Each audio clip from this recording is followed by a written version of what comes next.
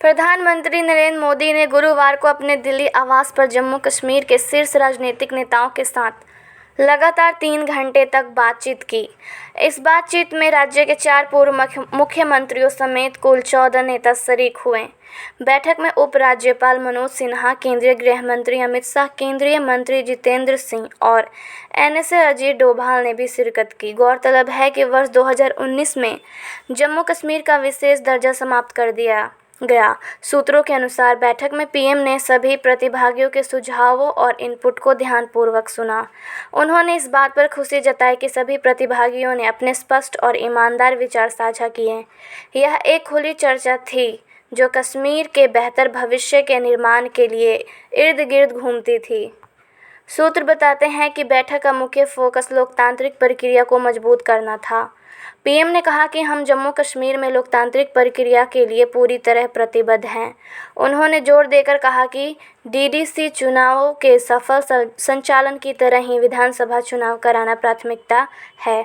यह चर्चा की गई कि चुनाव परिसीमन के तुरंत बाद हो सकते हैं और कुल मिलाकर अधिकांश प्रतिभागियों ने इसके लिए इच्छा व्यक्त की। पीएम ने जमीनी स्तर पर लोकतंत्र को मजबूत करने और जम्मू कश्मीर के लोगों के साथ मिलकर काम करने की आवश्यकता पर जोर दिया ताकि उनका उत्थान सुनिश्चित हो सके। पीएम ने कहा कि वह दिल्ली की दूरी के साथ-साथ दिल की दूरी को भी हटाना चाहते हैं। प्रधानमंत्री ने सभी प्रतिभागियों द्वारा समर्थित संविधान और लोकतंत्र के प्रति प्रतिबद्धता पर प्रसन्नता व्यक्त की। पीएम मोदी ने कहा कि जम्मू कश्मीर में एक मौत भी दर्दनाक है। हमारी युवा पीढ़ी की रक्षा करना हमारा सामूहिक कर्तव्य है। उन्होंने जोर देकर कहा कि हमें जम्मू कश्मीर के अपने युवाओं को अवसर देने की ज़रूरत है और वे हमारे देश को बहुत कुछ देंगे। जम्मू कश्मीर द्वारा हासिल किए गए विकास पर कई जनसमर्थक पहलों के कार्यान्वयन के साथ विस्तार से चर्चा की गई।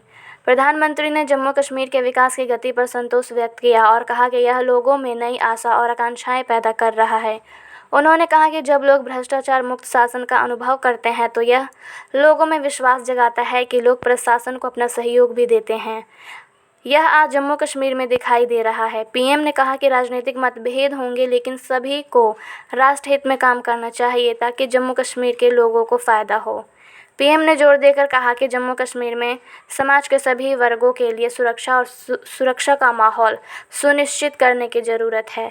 पीएम ने कहा कि वह दिल्ली की दूरी के साथ-साथ दिल की दूरी को भी मिटाना चाहते हैं। अगर ये वीडियो अच्छी लगी हो तो हमारे चैनल को सब्सक्राइब ज़रूर करें।